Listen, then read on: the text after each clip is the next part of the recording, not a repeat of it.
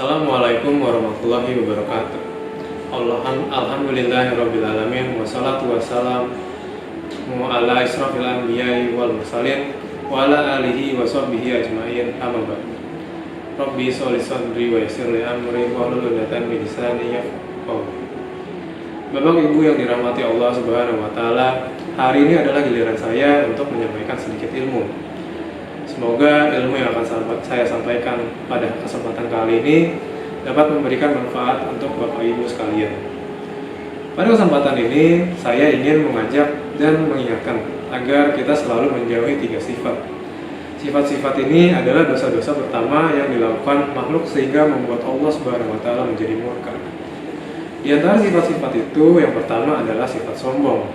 Sifat ini menyebabkan iblis tidak mau sujud kepada Nabi Adam saat diperintahkan oleh Allah Subhanahu wa taala di dalam surga, di mana iblis yang terlaknat merasa lebih tinggi kedudukannya karena dia terbuat dari api.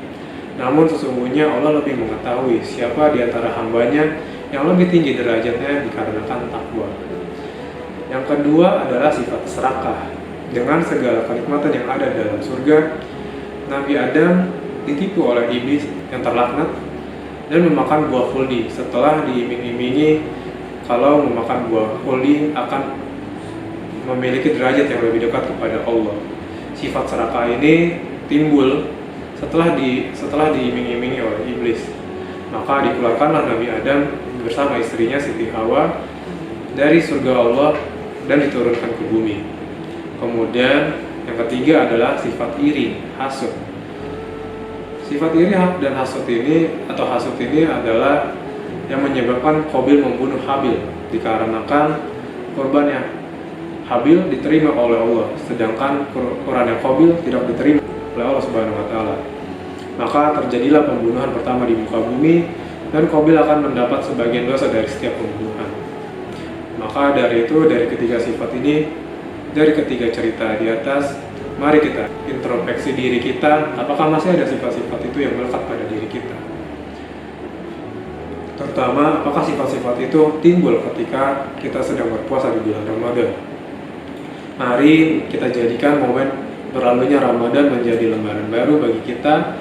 Mari kita kembali kepada fitrah, karena momen berlalunya bulan Ramadan adalah sebagaikan lembaran putih yang dapat kita tulis kembali. Karena salah satu keutamaan dari berpuasa di bulan Ramadan adalah dihapusnya dosa-dosa yang telah lampau. Sesuai hadis yang diriwayatkan oleh Imam Al-Bukhari nomor 38 dan Imam Muslim nomor 760, yang artinya barang siapa yang berpuasa pada bulan Ramadan dengan sepenuh keimanan dan berharap pahala dari Allah, maka dosa-dosa yang telah lalu akan diampuni. Dari hadis di atas disebutkan akan diampuni dosa-dosa yang telah lampau. Tapi apa syaratnya? Ialah berpuasa dengan penuh keimanan dan berharap pahala dari Allah Subhanahu wa taala. Apa itu ciri-ciri orang yang beriman?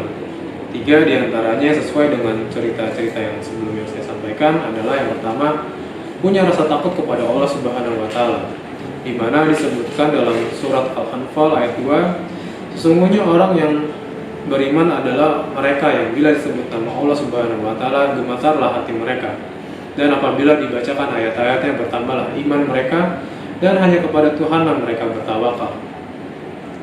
Yang kedua adalah selalu bersyukur. Disebutkan dalam surat Al-Luqman ayat 12, dan sesungguhnya telah kami berikan hikmat kepada Luqman, yaitu bersyukurlah kepada Allah. Dan barang siapa yang bersyukur kepada Allah, maka sesungguhnya ia bersyukur untuk dirinya sendiri. Dan barang siapa yang tidak bersyukur, maka sesungguhnya Allah Maha Kaya lagi Maha Terpuji. Yang ketiga yaitu senantiasa bertawakal, berserah diri kepada Allah. Disebutkan dalam surat Al-Maidah ayat 23, dan hanya kepada Allah lah kalian bertawakal jika kalian benar-benar orang yang beriman. Untuk menutup jumpa kita pada kesempatan ini, mari kita senantiasa menjauhi sifat-sifat yang membuat Allah Subhanahu wa taala murka. Dan mari kita selalu bersyukur, bertawakal, dan meningkatkan keimanan kita kepada Allah Subhanahu wa taala. Dan semoga kita dapat dipertemukan kembali dengan bulan Ramadan berikutnya. Semoga apa yang saya sampaikan pada kesempatan ini dapat memberi hikmah, dapat memberi manfaat bagi Bapak Ibu sekalian, dan semoga apa yang saya lakukan hari ini bernilai ibadah di mata Allah Subhanahu wa taala. Akhirul kalam, wassalamualaikum warahmatullahi wabarakatuh.